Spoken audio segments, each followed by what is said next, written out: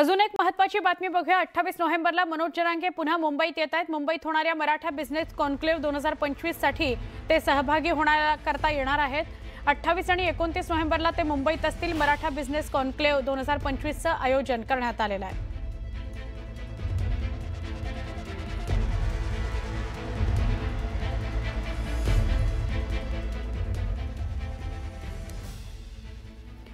तर मुंबईमध्ये मराठा मोर्चा करता आलेल्या वाहन चालकांवर गुन्हे दाखल झालेले आहेत। गोवंडी पोलीस स्थानकात आतापर्यंत 123 गुन्हे दाखल झालेले आहेत।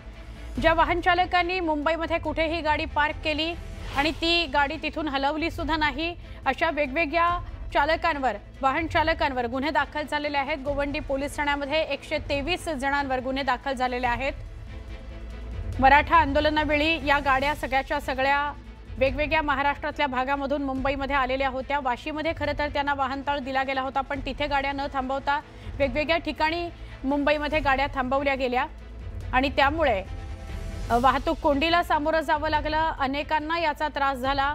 गाड्या तिथून हलत नव्हत्या, त्यामुळे वेगवेगळे रस्ते जाम झालेले होते।